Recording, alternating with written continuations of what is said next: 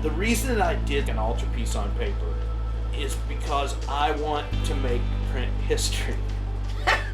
I want to be part of the history. I want to do things that are different.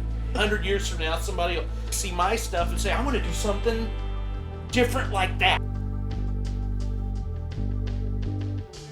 This is Platemark. My name is Ann Shafer, and I am your host. Today, I have a treat for you. Drew, Ludwig, and I traveled to St. Louis in August to take in an exhibition at the St. Louis Art Museum, which you have heard us talk about on other episodes. And one of the artists featured in that exhibition is Tom Hück, who we also spoke with earlier. We're circling back around with Tom because, well, we had an opportunity to see him face-to-face in his studio, which was wonderful fun. But he had something he wanted to share with us, an update about something he's been working on for a very long time. Tom's new publication is being released on Thanksgiving Day, so we wanted to get this episode out ahead of time to whet your appetite, as it were, and to get you excited about what's coming. You will hear in this conversation that it is me and True, Ludwig, who's my partner on the History of Prince series for Platemark, that we are talking to Tom in his studio, and you'll probably notice that I don't get a word in edgewise. True is a big fan of Tom's, and it turns out Tom is a big fan of True's. So they met for the first time right before we started taping, and they were both fanboying on each other. So you'll hear a little bit of that in the beginning, and then the fanboying went on for so long, I had to cut a bunch out. So we hop right in. I'll try and guide us through the conversation so you know where we are, because it does jump around. Okay, before we get started, I always like to mention my positionality. I identify as a cis-het white woman, and I use the pronouns she, her. I record Platemark in Baltimore, Maryland, the land of the Piscataway Conoy people. You can do me a favor. Here's your call to action. Go over to the platemarkpodcast.com webpage. There is a support and donate button there, and you can sign on to be a monthly supporter of Platemark and all our good work here at a rate of $5 a month. Or there's a second button where you can donate a single time, and you can self-determine that amount yourself. Also, one last note, the show notes for the episode are over on platemarkpodcast.com, as well as the support and donate button. It's all over there for you. And I always include the images that we talk about in any conversation, so you can avail yourself of that. But if you're watching this on YouTube as a video podcast, you will see the images on the screen as they come up in conversation. So lucky for you. Okay, buckle up. Let's get rolling. Hey everyone, thanks for listening. Oh my god, I can't even say hello. Listen to you. Try again. We'll This be is good. me behaving, and you're like looking at him. No, you're not. What's great is just to watch your face. I'm like, oh my god. This is called This trolling. is torture, I thought. Platemark listeners. Torture. Almost as soon as the tape was rolling and those two started talking over each other, Tom started fanboying out loud and on the record. So that's what's coming next. When you did the podcast with him, I thought that it was edited so that he was on that much. You're really exactly like that. You are on all the time and quick-witted and sharp all the time. Well, not all the time. I don't believe it. That's bullshit. You are sharp and on it. I forgot to mention that some of us were swearing like sailors throughout the entire podcast. So if you're listening to this out loud somewhere, maybe pay attention to who's around while you're listening. When we go back to the conversation, Tom was describing delivering the first in the edition of the new print to the Metropolitan Museum of Art. So when I went to the Met and I dropped off my print, I'm in the Met's print and drawing area. Everybody knows I love the rhinoceros, but I have subsets. If you know Tom at all, you'll know that he has an abiding love for Albrecht Dürer and his prints, the rhinoceros being his top favorite one. That's my favorite print of all time, but my favorite Dürer, not rhinoceros, I should say. My number 2 is the Martyrdom of St. Catherine. So they asked me, like, what's your favorite Dürer? Well, I'm just standing around waiting to fill out paperwork. And I was like, the Martyrdom of St. Catherine. And they're like, you want to see the block? I go, yeah. and then it hit me where I was. But within 3 minutes, they had it out in front of me. And the amazing thing is, the cuts on that thing are so shallow. Isn't it astonishing? They're so shallow. He is not... Those blocks... And I say he didn't because I guess we could totally get into the argument over whether Dürer carved his own blocks. It's early enough that it was his own block. Me too. So there. That's right. Yeah. Exactly. It was him. Because if you look at the stuff after the Apocalypse and a few one-offs, they're great. Yeah, but... Because they're his drawing. Yeah. But it was a little more clinical. There are decisions that are made in those blocks of swelling black lines that only people that carve blocks can tell that. No offense, curators don't know. They don't. They don't know about what happens when you're carving a line and you're making decisions while that line is being drawn or carved or etched or whatever. And you still stay loose, and you can't go too deep, and you can't go too fast. The other thing is to remind the students that he's just using like a little tiny paring knife kind of a situation, not even a V-gouge. No, it's just a knife. Yeah. And it's counterintuitive to the way anybody carves these days with our V-gouges. With the V, you still do, I will still change the width of lines as I'm doing it. Yes. But with those, you have to score those lines. Right. And then with a knife. And then crimp it out. And you could tell. Wait. Ho. Score. Is he scoring the whole design lightly as a guide? Okay, what it's called. A passage. And then going back? They would score the edge and then scoop away from the edge, which I call it cutting a ridge. That's not what the actual term is, but when I was teaching, I had to come up with an explanation when you're trying to teach people how, in my workshops, how to do this. You have to call it something. Right. So I call it cutting a ridge, and it's you score and you scoop away from that area. You score really lightly where the end of the black line is and where the white of the wood is. And you very lightly along there, all the way around. Let's just say that you're cutting a diamond. And so and then you empty out the center of it. But he's still doing it with that one dopey little... That's how he got the crazy lattice work. Exactly. Because you can't get that any other way. And so Dürer is the greatest printmaker of all time. And the reason for that, I say that, is... The first reason is because of how he reached an audience using prints that way. Well, he's freaking brilliant. And the second... Market analysis. Yeah, there's no order to the greatness factor sections, okay? But one is the knowledge of what it could do, how prints could reach people. The other thing is the technical, and the imagination is another one. All that stuff combined, but when people ask, what makes him so great? He was able to use texture to describe form using directional lines. Oh, yeah. Like the crossbody. It's not outlined, you mean? He didn't have to outline it. He didn't have to. Never. He did, but he didn't have to. And what that is you can if you have have a contour. Yeah. So it's like a topographical map. In beginning drawing, they teach us this shit. Yeah. Okay. And then you forget it. You forget. Everybody hates doing it in school. Well, then do it, and then they go, "Oh God, here's an egg in a cube in a cylinder with single light source." They paint it all white and they put it out in front of you in beginning drawing, and it's an exercise and it's a chore. And then they teach you if it's, I don't even know if they do it anymore, but they'll teach you hatching, cross hatching, contour, cross contour. And they don't call it directional line, but that's what it is. That's what it is. And so Dürer, my explanation is Dürer could take a cube. If he was depicting a cube with a single light source, most people, they feel the need to draw the outline first and then fill in the values. Dürer didn't need to do that.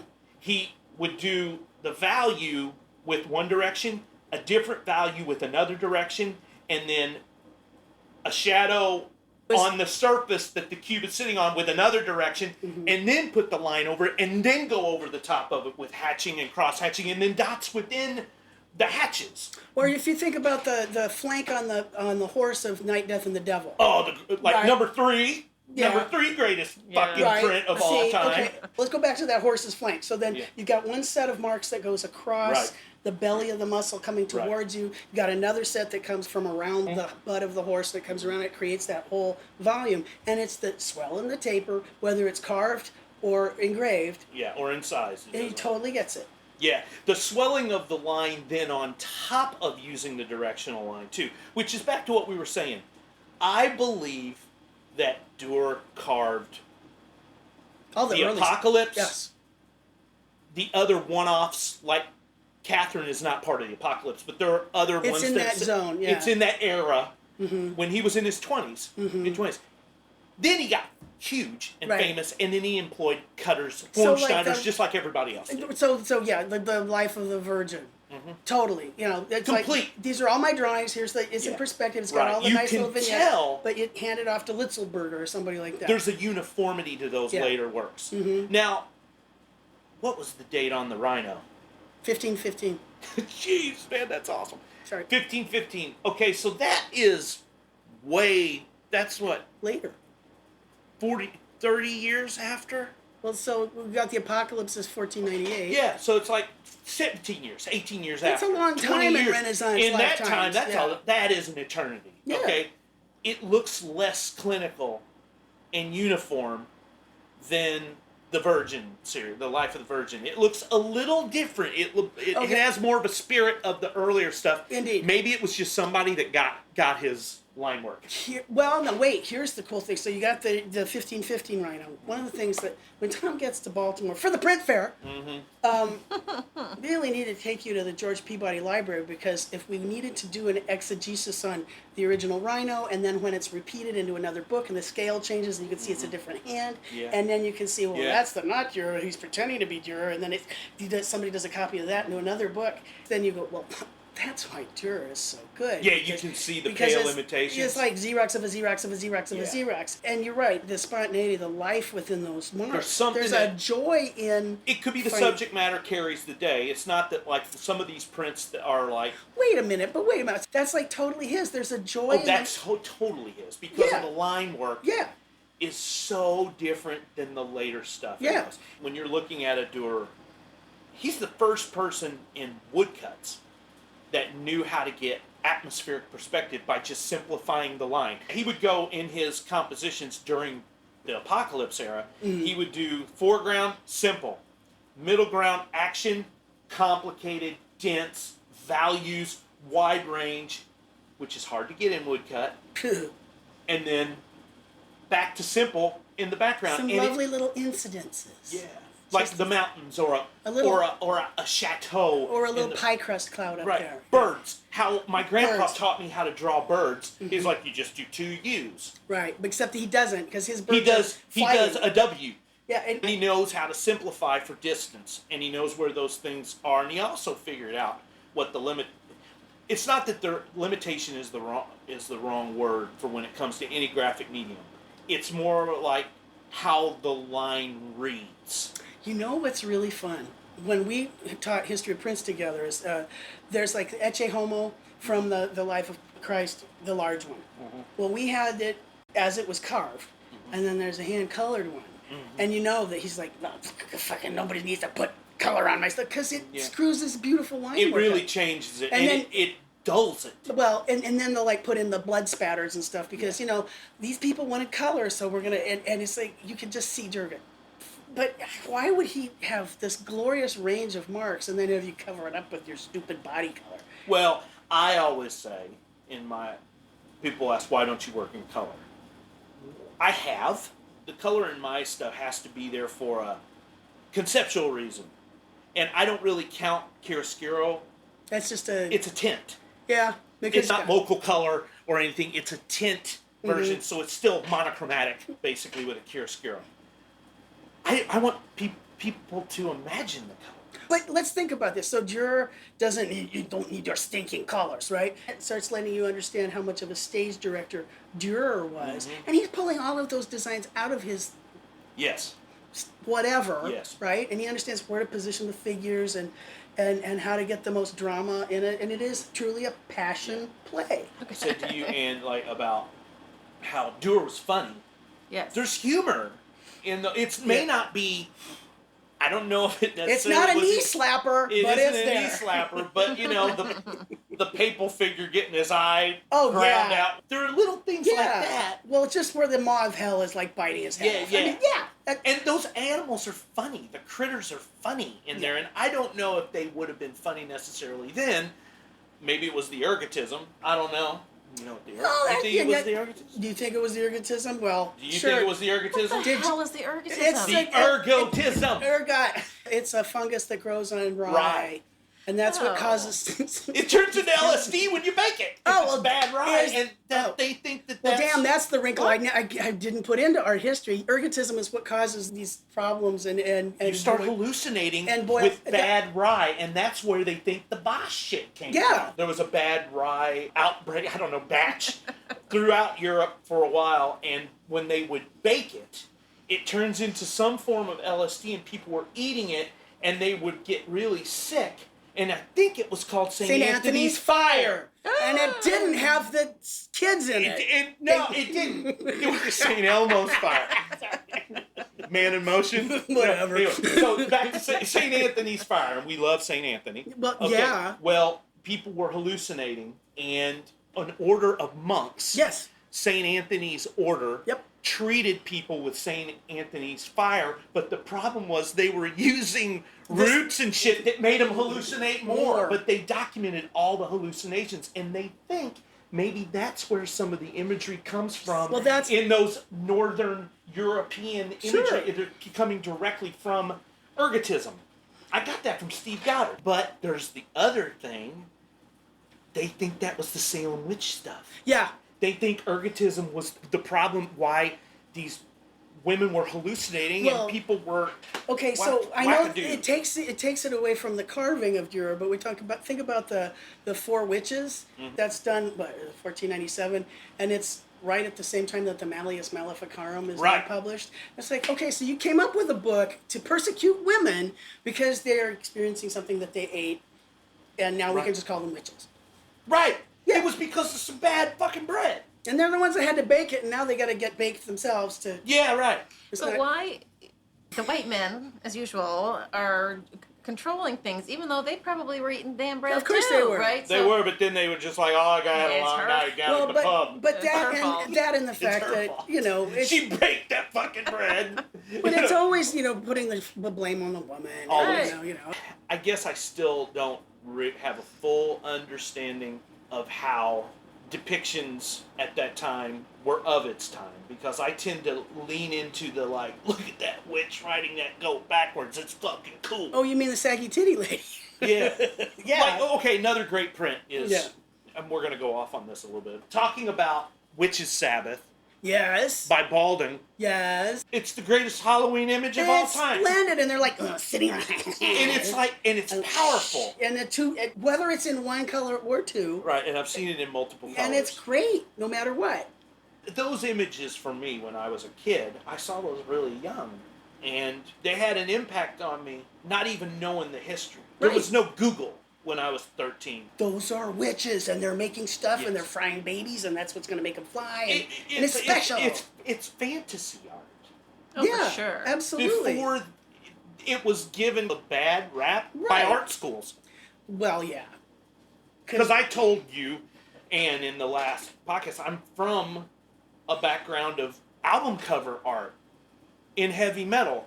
And when you're a kid, I liked Witch's Sabbath, the image, just as much as I like the album cover for The Ultimate Sin for Ozzy Osbourne, which is Boris Vallejo, who is a very famous fantasy artist.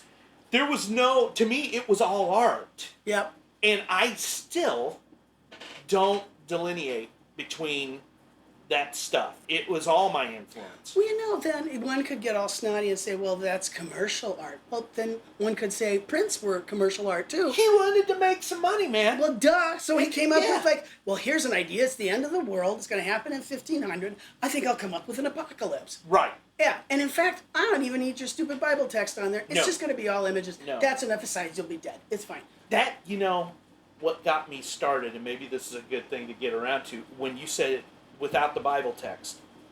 I like the back side of single, they call them full sheet woodcuts. I like You like the the stuff on the back. Yeah, oh, yeah. And that got me It thinking was about embarrassing in the- fronts and backs of prints, and it got me thinking about the where print you is went. actually an object. Yeah, absolutely. Maybe a used object, because it was. Well, isn't that the lovely part of it, though? Yes. Because you also get the emboss plus the text, and you get this extra See through it, overmapping, too. which I And just that think you is can so see sexy. through it, Yeah. and it is also the kind of paper, That beautiful rag paper. that rag paper that has a silvery tone to it. That's probably because it's old. That's how it's aged. I don't know what it. Maybe it was bright white in the day. I mean, this Hogarth I'll back bet here, you which I anything- can't believe I'm pointing at. Hey, so there's this beautiful, wonderful new old Hogarth here from 1738. Yeah, but the paper, because it's a good quality, thick, Right. and it's the same It's in my studio. I And- bought it at an antique for us, for nothing. They Yeah. didn't know what they had. and that's the best part of I living. think you posted the price on Facebook. I think the entire world knows how much I you paid. didn't I paid see it. $400 for it. $400. And now they're going, damn, You just got to keep your eyes peeled. you do. It was meant to be. But wait, so Okay. the concept of that beautiful, thick linen paper that has a rattle to it. So it's this paper that has personality to Yeah. it. It's thick and could take Yeah. the kind of abuse that being pressed into a woodblock and then also being pressed into text, it's got this heft, and he knows that, right? And Yes. this really is the integration of text and image, right? They're And- together. And you get this pentimenti, but that same kind of emboss and pressure. I'm going to admit, I just petted your prints out there on your beautiful. You were I petting was the totally prints. petting the prints Well, because that's the you thing. said they were duds, so They were duds. and so I petted them because they have that You wonderful. still feel it. Oh yeah, can feel it. You got the emboss, and that's like sex, and it's wonderful, and it's very tactile. It is very sexy. The handheld object, it's not some specimen tacked to the wall, right? Every kid these days wants to, I want to have something where people can interact with it. You could open it, you could close it, you can walk around Right. it, you can do this, and that's What the new a thing huge, is. big new place for you. It is. Okay, maybe you should. So She'll get there. should we? We're talking about the new triptych that you're just finishing the editioning of. Right? The name of it Well, is. finishing is a large word, or a very optimistic.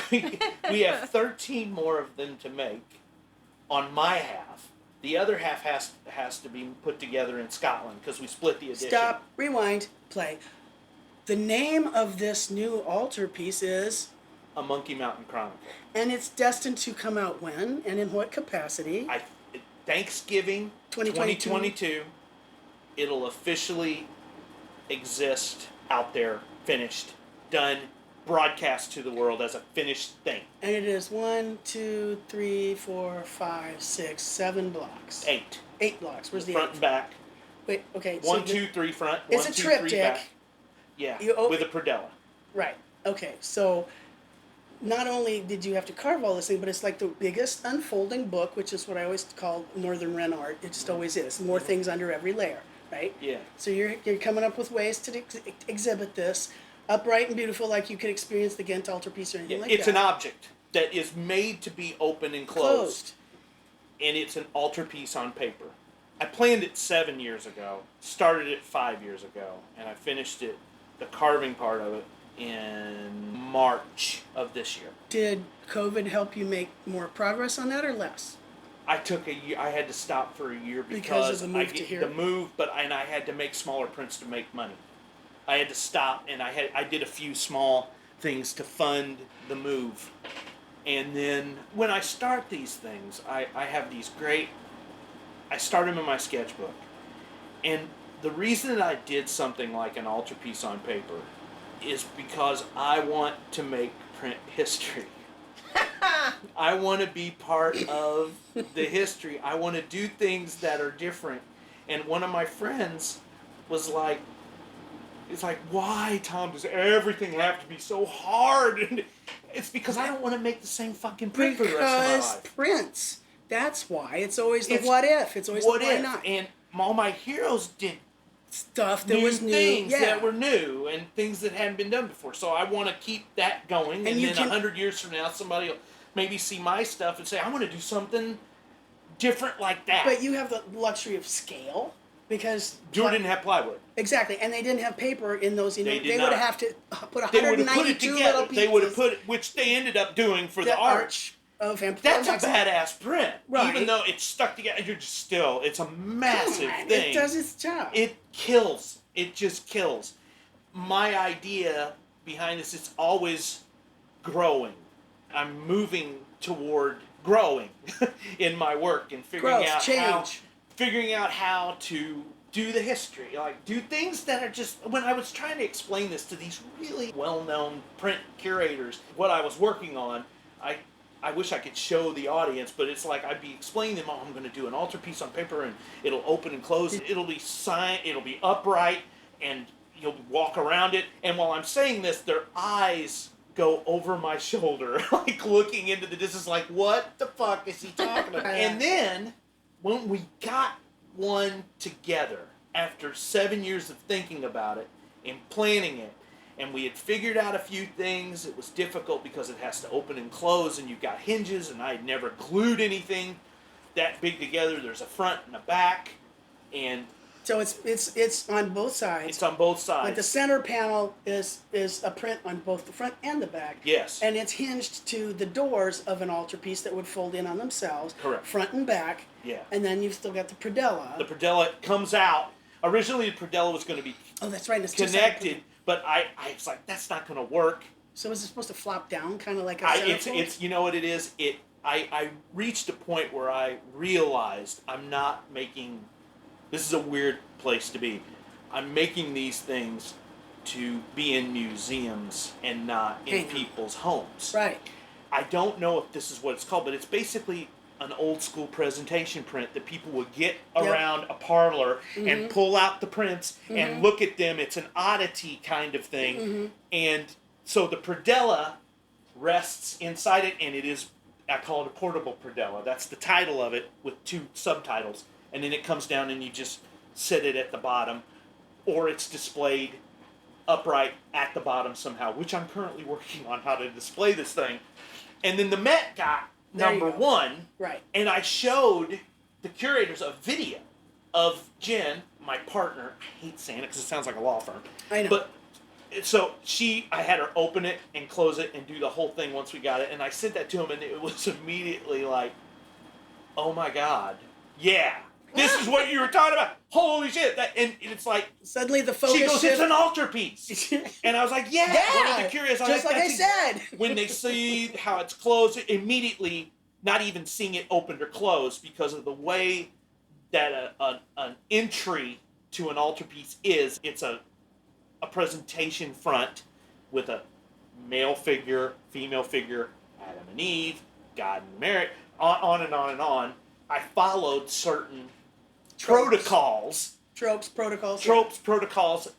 art history in presentation altarpieces in this. And so they immediately, the people that I sent it to, this little video, immediately it's like, oh my God, yeah! You know, and so it was exciting. It's pretty exciting to see it. I'm already burned out on it, and I have 13 more to put together. Details. So wait, Wait, hold on. I'm interrupting. Oh, but I thought we were going to tell it in order. Hold on.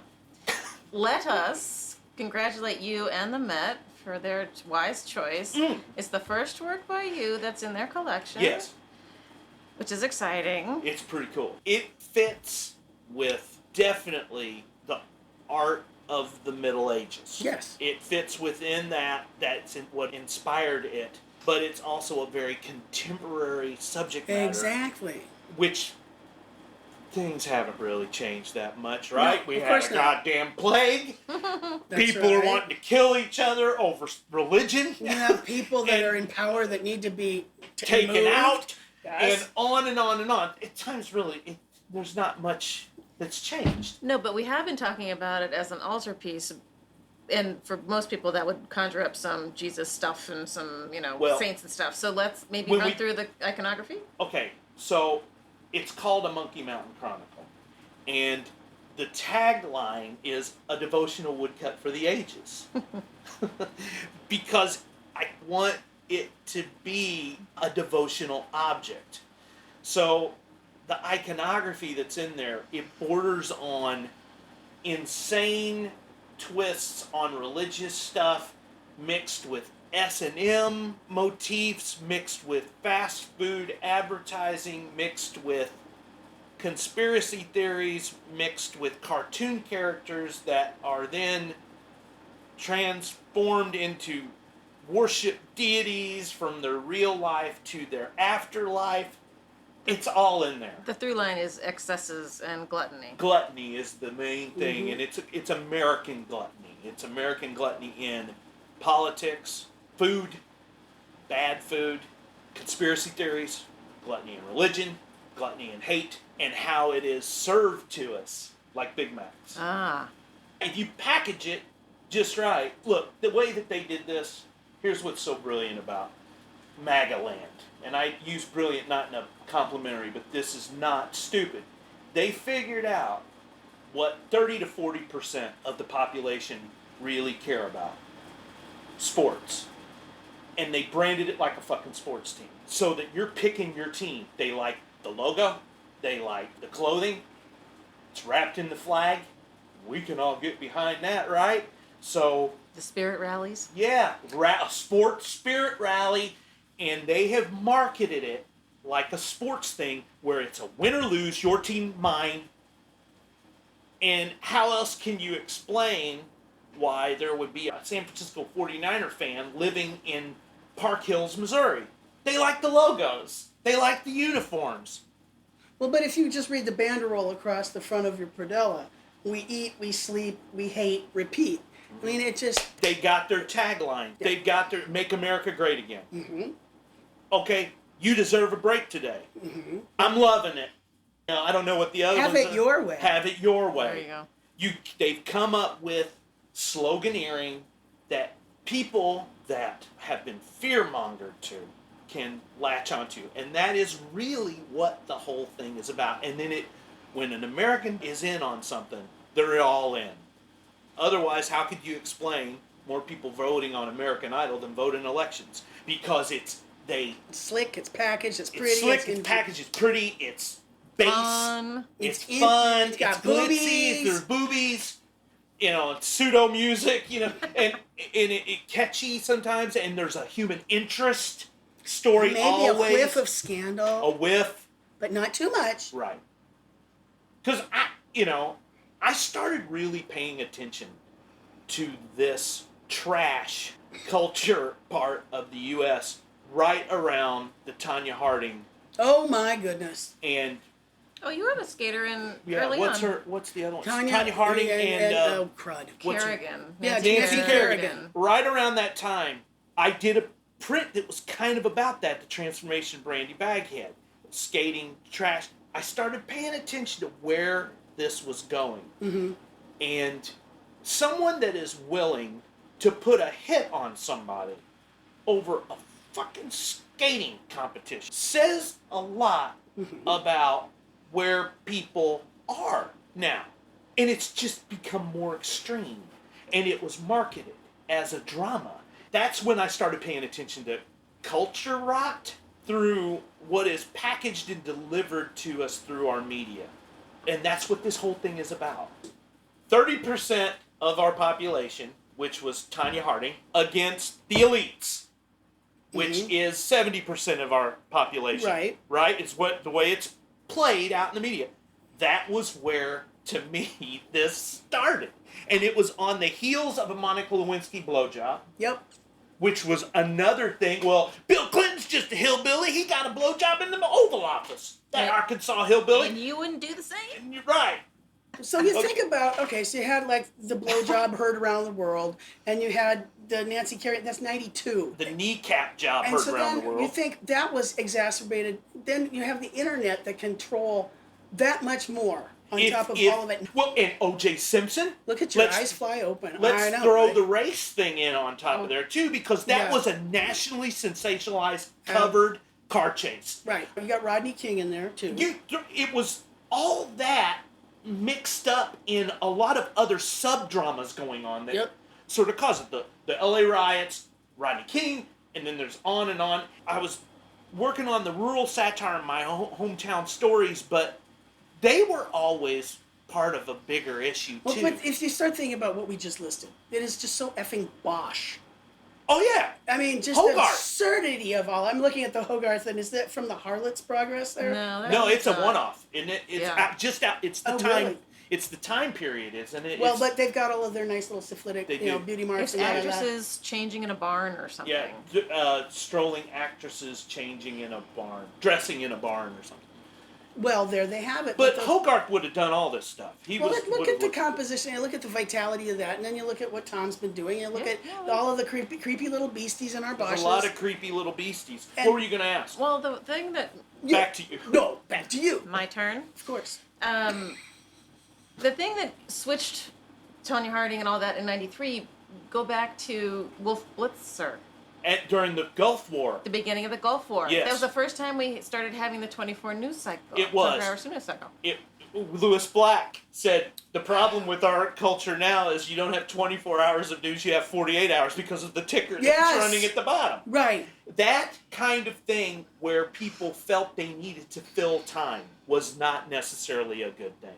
No. Because everything is overanalyzed, I think. And reduced down to the shortest. They had to. It's a common thing. It's happened forever. I mean, I'm sure that there have always been newspaper headlines, you know. Yeah. Now it's everywhere. You see the headline on your phone. You see the headline on TV. You hear the headline on the radio. You hear it on podcasts. You hear it. But it's no longer journalism either. It's not impartial. No. And it's all been curated by all sorts of people whose complete bent is everybody has their own need to fulfill, which is no different than like the church has a certain way of doing things, and the citizens of the day and with their ergot have another set of things. And people are gorging themselves on it, which is what this whole new piece is about. It's about gluttony in the broadest. America does it with a certain kind of flair. We do it with a rebel flair. We have that rugged individualism. Rugged individualism. We have that spirit in us that you can't tell us what to do. That's right. The rest of the world, rightfully so, is sitting aghast at what we are. And we're eating ourselves alive. I didn't think about it that deeply. I came to that as I was making, because I'm doing about all this terrible gluttonous shit. And then as I'm working, I'm working these images out as I make them. You know, things come in and go out, and then even though I'm planning, I have a very strict plan that I follow. I'm still working it out for myself as I make these things. And oddly enough, the big part of this is they're packaging hate like a Big Mac to sell it to us because it's make it more palatable. That's what it's about. It's making hate more palatable. If you sparkle it up, you can polish a turd, it turns out, and feed it to unsuspecting people. That's what it's about. Every time you go to McDonald's, you're participating in MAGA. I mean, the downfall of American civilization? Yes. Yes. There are fucking McDonald's everywhere. But I love Quarter Pounders with cheese. I like junk food. I love it. Everybody has their thing. Okay, let's take a quick breather right there. You can imagine any conversation with Tom and True can slide off into sidebar conversations. We finally circled back around to describing the iconography of the Monkey Mountain Kronikle. Let's rejoin that conversation. There's a big bowl of spaghetti. Yeah, I've been noticing that. So there are some of the people, like one of the outer panel is Marge. Sister Marge is her name. And she's one of the brides of Lord Aporkalyptus, who is the overseer, overlord.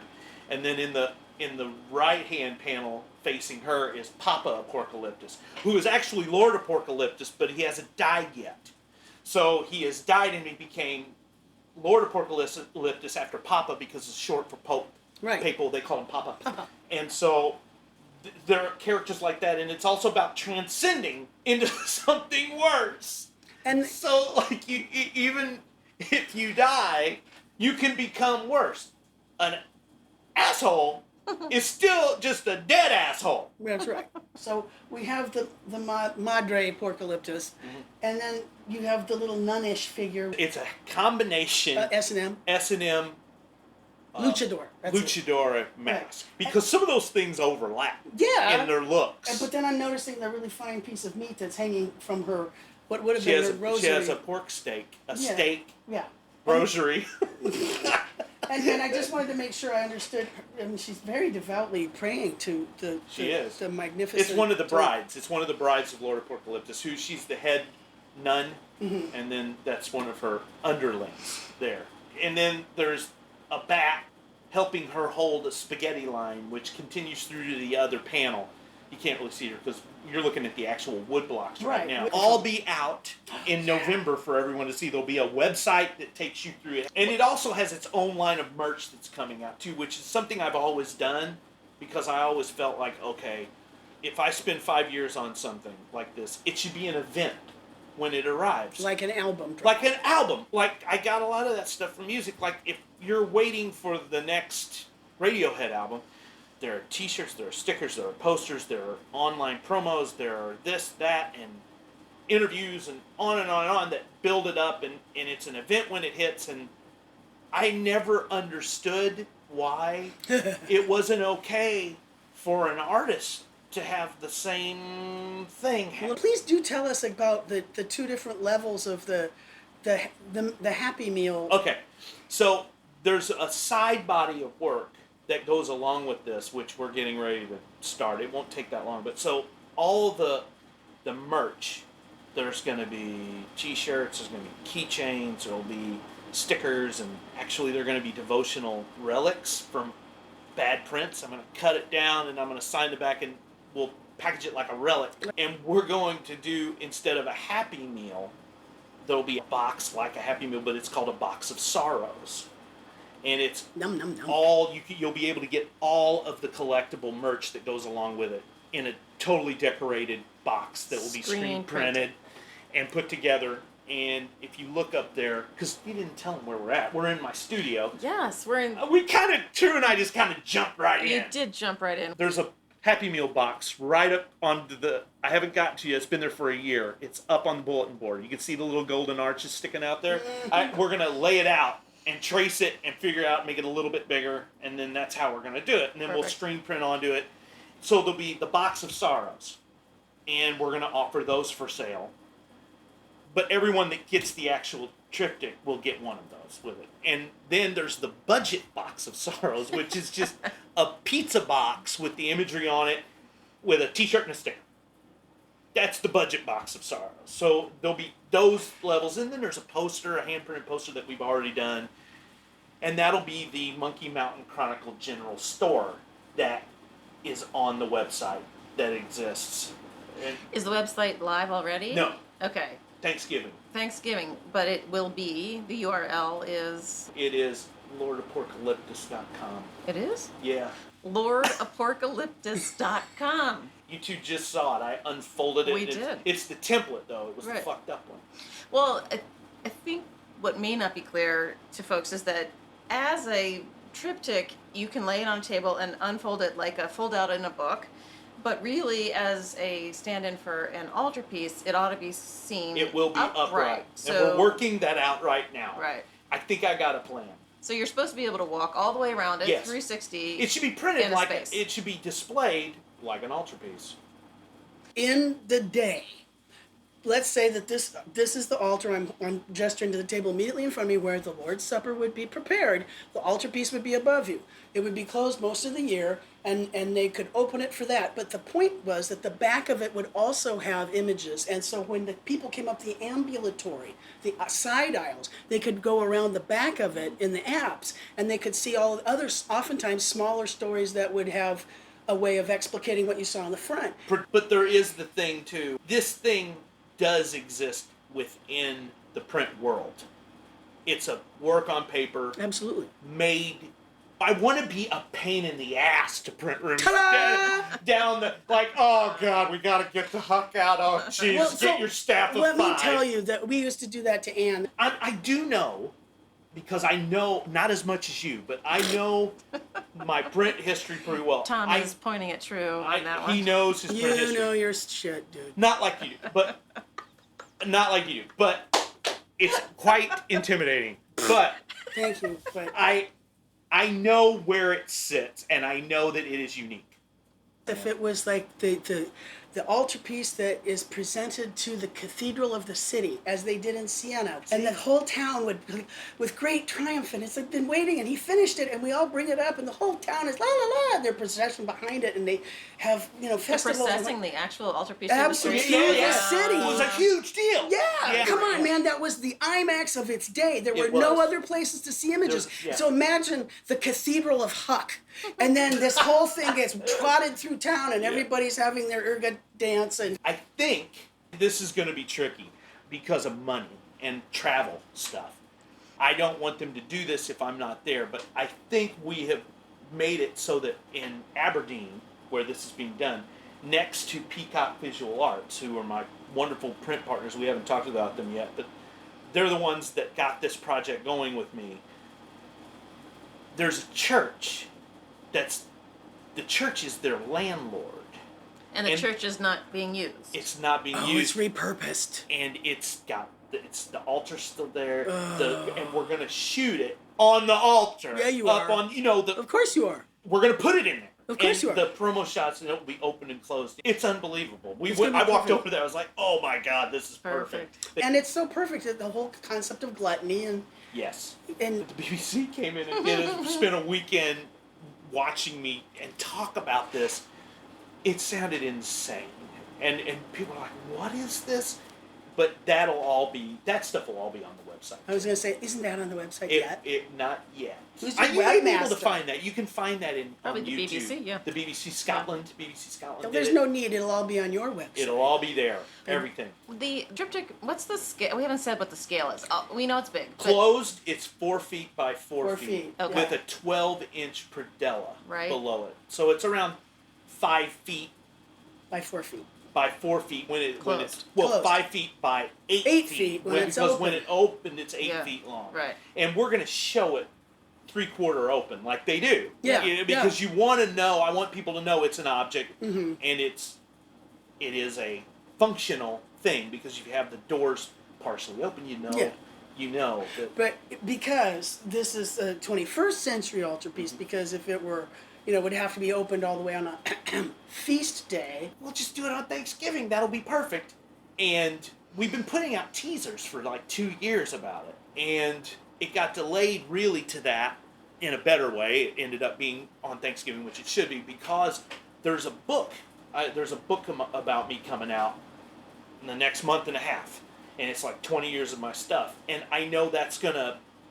I didn't want it competing Right. with something coming out that I really wanted. Don't you want to tell us a little bit more about this book of 20 years of your stuff? It's called The Devil's in the Details. Yeah, think. The Prince of Tom Hück, 1995 to 2021.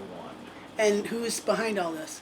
There's a company in St. Louis called Once Films, and they've won all these Emmys and stuff, and they happen to be in St. Louis. And they started a publishing company under their umbrella, and about 4 years ago, they came into my studio like, "We want to do a book about you." And I was like, "Okay, cool." They got Monty Beauchamp, who's the editor of Blab, like an underground comics anthology that comes out through Fantagraphics. He's an old friend of mine. He wrote the intro. And Greg Kessler writes on punk rock bands and stuff. They got him to come in and interviewed me. And they transcribed, the text is transcriptions of interviews about all the specific work. It takes a long time to do something like that. And then Jim Harper is this great graphic designer. He put it all together and guided the project through. And it took about 4 years. And they photographed all of my work from Ted and Mary Ann Simmons' collection that just got donated to the St. Louis Art Museum. Ted and Mary Ann have one of everything I've done up until, everything until this latest project. And it was kept in great shape. So they went and spent 2 weeks at Mary Ann's place. High res, great photographs. But this was all spread out. And then COVID happened. There was a delay, obviously. And then it's coming out. I just saw the proofs of it 2 or 3 days ago. There's all kinds of photos of... They found some stuff I can't believe. And it's 25 years of this, doing prints for a living. It's pretty cool. And it comes with a print. The first 100... And I'm doing a signing at the Met, October 30th. They're going to carry that book, and it'll be in a lot of I'm sure. museum shops. And Will stuff it be like that. affordable to the layperson, or are we gonna have to wait It's for like a trade? $75. That's not outlandish. 125 for the one with the print in it, and there's 100 of them. And the one with the print comes with a slip case and all that stuff. All Oh, that nice. stuff. And then the Do you come with a box of sorrows? maybe. We'll take a side of fries with that, please. I'd like a side of fries with my box of sorrow. I'd like to have some gluten-free I host, like some please. gluten-free conspiracy theory. Give me the gluten-free Jan 6 special.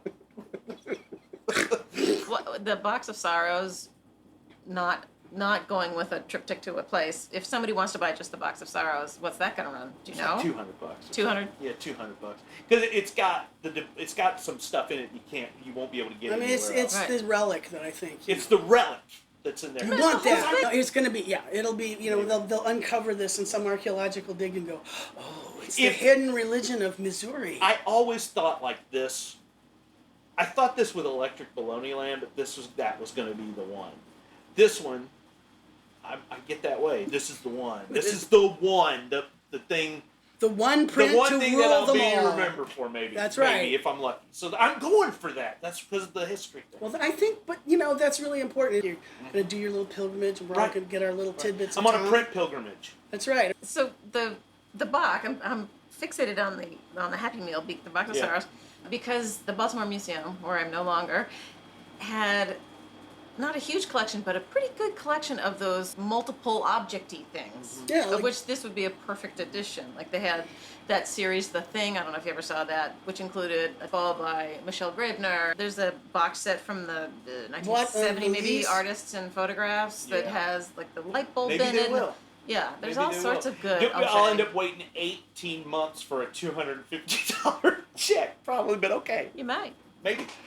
I'm hoping I can sell a couple of these. I mean, I've sold to my collectors already the pre-sale. But the thing is, you said you also sell the blocks. I already sold the blocks. All of They're them? already sold. That's part of how I survived All COVID. Together? See, that's important to say that. Together or separately? Together to one person. Ooh. These blocks, we have 14 more prints. I'm pointing for our audience. I'm pointing back behind me the blocks for the new project. I have 14 more to print of each one that is here. It's one printing day, and then that's it. And then Mark, You can get those all printed in one printing day? yeah, Really? it's a long day, Yeah. but we can do it with 3 people. Oh, 3 people, yeah. 3 people. I don't print it by Explain. myself. Explain about placing and pressing and, We're 2 people inking one block at the same time. It's directional rolls so that you can get low spots, and it's faster. directional rolls. You go vertical, And then, horizontal, okay. so that you can, if there are low spots, Right, so you're getting or intermediate. roller marks, you can ink a larger block up faster with 2 people. Then we have a clean hands person after it's inked. There has to be a separate person. You lay Yeah. a person lays it down, and then we run it through my big press out in the press room. And once you get going, you get a rhythm. Everybody It's a knows the beautiful- waltz. Yep. Jen has become our clean hands person. We've taught her how to do stuff in the print shop, and she loves, I won't say she loves it, but she is amused by it. And Shelby, she's my long-term assistant, and then JT Felix, who's my master printer, he is overseeing it, but he doesn't have to be here all the time because he's taught Shelby pretty much how to do it. He gets it started. He did the first ones, and now Shelby and I pretty much can do So it. how many total pulls will you take off of these blocks? 35 Okay. off of each one. And your logic there is that, The addition is 30. and then you got these 5 that are outside. They're the artist Proofs. All 5? 35. Now, there is another thing I just thought of, actually, with that. We're actually doing a little more than that. We're probably doing 40. I am doing independent runs of each Okay, one that makes sense. of the interior panels, because some people might want just the individual Well- one, and I sign them as That's what Dürer did, though. print. You could, Yes, You could totally proof- buy one of the Apocalypse. Proof 1, proof 2. I'm still calling them proofs. That's just what I call them, even though they may not be. So that people will know they're on a mulberry as Yes. opposed to Toronoko. Sure. They're brighter white. I want those in my inventory Yeah. because it's I need to talk to you about the price, both of you, because it's not out there yet, and I've sold them at a different price pre-sale. But if it's a $30,000 print, As a sum total. All 8. some total, as opposed to maybe A oneer. $2,500, $3,000 print. Mm-hmm. I think that's a good thing to have. But I only did 4 of each of those. Oh, That makes some sense. Well, the blocks start That's to wear 3, down right? How dramatically did they degrade? a lot. Probably Really? when you get to 40, you can see some slight fill in. Mm-hmm. And it's enough to where if you saw One. Yep. as opposed to 40, you would Sure. notice. But if you only see 40, you would never know. Correct. But we would know. If Yeah. you had them, most people will never see all. But 40. then, do you number them in sequence? No, You just let Nobody it be? does. No, that's a myth. that is a myth. Every once in a while, you'll do it. I did it recently on this small print called American Tickler. I did this. That sounds fun. I did this small print recently, and it's of a bullet with little nodules on Like a vibrator? it, like a French tickler. You remember what a French tickler is, Ann?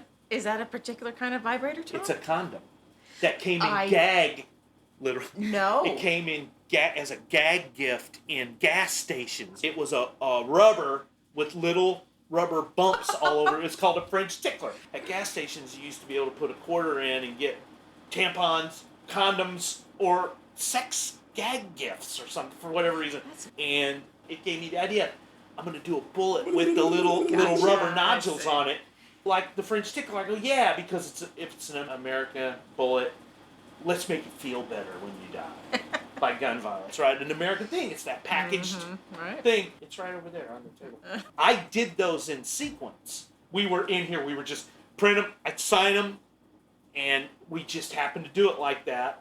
They're actually in the order. It's military. It's like ammo, and I decided to give it a serial number. Each one has a different printed serial number that matches the day that it was printed on, because it took us 2 days to print it. So I got military green stamp pad, and I go like this, and I sure. stamped each one so that you know what day it was made on.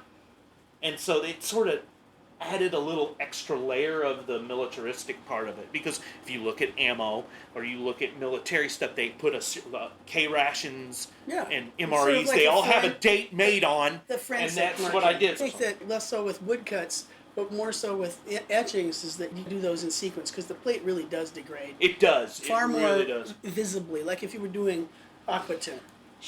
Woodcuts degrade quickly when they start to degrade. Yeah. You've got like a 75% good, and then when you start to see it degrade, it really starts to degrade. Etchings, unless they're steel face and you're doing a real additioning of them, Yeah. you're using a lot more pressure for etchings than you do for woodcuts. You don't use a lot of pressure. I mean, you could still smash somebody's arm under the press, but a lot more pressure with an etching. Oh, of course, yeah. A lot more. But if you're curating, I don't know why they call it this, but if you have your pile and you're trying to pull out the ones that aren't exactly in line, there's... But you get rid of those and you still do it, kind of do it in I sequence. know them when I see them, as we're printing.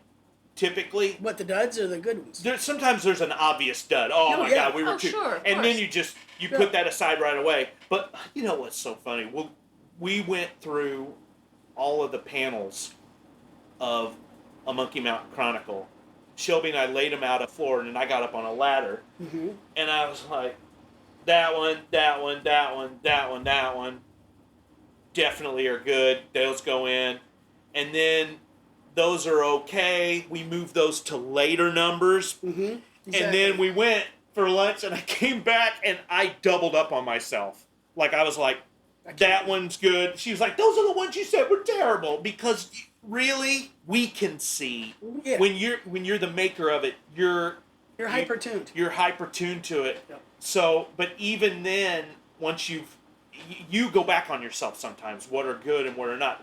The definite early edition, I always say, yes, these are really, you can tell fresh prints. The last quarter of an edition really sucks is when you carve shallow like I do, it starts to wear down, and then you have to start ghosting in between. A ghost is a printing.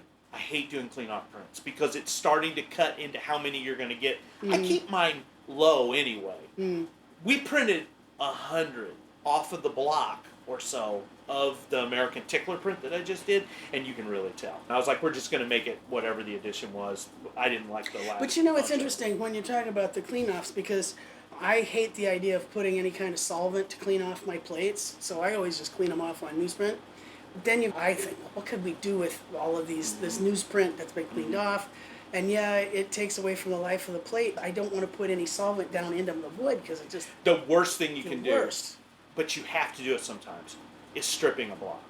I never want to do that. I call it stripping, where you have to go with mineral spirits and degrease it with alcohol. You got to let it sit for 24 hours, and then it's going to take you more pressings on that block to get a good one. So when you're setting yourself up a block, do you shellac the surface, or do you let it be the raw wood? You turn them red so that you can see your marks, your cuts. Okay, I do a drawing on the block in pencil, then I go on top of it with Sharpie's magic markers, a pen and ink drawing. I do a finished pen and ink drawing, and then I stain it red. The whole thing, edge to edge, and I carve away the red, theoretically. But I'm making changes to the width of the lines as I go sometimes. Sometimes I carve it like I drew it. That's what I do. And all those dudes, it really helps. They used an orange-based oil red of some sort to stain the block with. They had to, because otherwise you can't see it. You can't see it as you carve it. Dick Field gave me digital files of blocks that he had taken high-res photos of all over the world. It's all of his research. And there's one unfinished Dürer. It still has the drawing on it, right? It's in Germany someplace. Germany. It's an unfinished Dürer block. And it's stained orange so that they can see. And what's funny is I knew exactly what he was doing and how he was doing it right away when he showed that to me, because he asked me. He goes, what was he doing? Because Dick had never done a woodcut before until he came to Woodcut Boot Camp, which is a whole other story.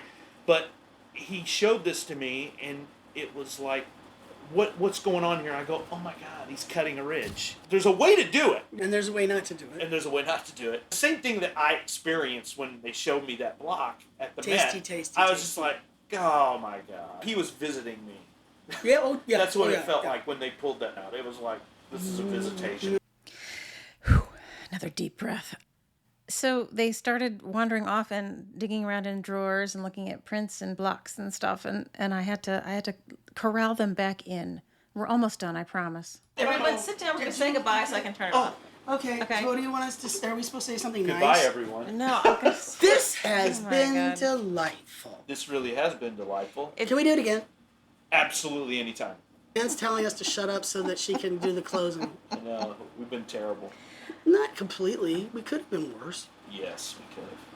Oh my God, you do.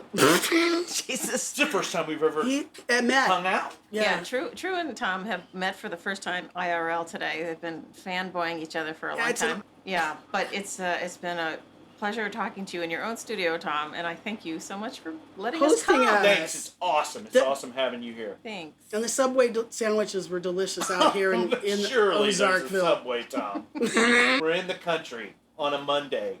They're visiting. They're hungry. Everything's closed on Monday out here. And I was desperate and worried because they're my guests. And Anne's like, surely, Tom, there has to be a Subway. Yes, there is. In this town of 1800? Not even. Well, and they were overrun. The poor women behind the counter they were like, swarmed. They were. Everybody was there because everything's fucking closed. Yes. They were overwhelmed. Thankfully, we all got our sandwiches. So we got our sandwiches and got out alive. Surely. And survived and we're not starving. They were okay. All right. They were okay. Thanks. It's been awesome. Thank you. I hope we get to do this again. I think we will. We probably will. I think this is going to happen again. Whether it's recorded or not, I don't care. But we could always do it when you get to Baltimore. I'm jealous. I'm jealous of your little print geek circle that you have. I liked it when you said print mafia. I like that. There's a mafia aspect. You can be in it. I don't know. I'm worried that I'll get kicked out. Oh, please. We're just going to give you a couple jobs to do for us. Okay. Take a little slip of the tool and up there. Like, keep the cannolis. That's right. Leave the gun. Leave the gun. Keep the cannoli. Take the cannoli. Leave the tool. All right, we're signing off. All right, bye. Okay, bye. Bye. It's been splendid. Oh, God. That was fun, though. Oh, good. It can happen. That was cool. It was cool. See what I mean? We said goodbye and they were still talking as we walked away from the mic. It's nutso. Thanks for listening, everybody, to this episode of Platemark with Tom Hück and True Ludwig as our special co-host. Thank you to Michael Diamond for the use of his original music, and a reminder that any images we talk about will be on the show notes over at platemarkpodcast.com. You can hit the support and donate button and support the good work of we folk over here at Platemark. We'd really appreciate it. All right, we will see you next time.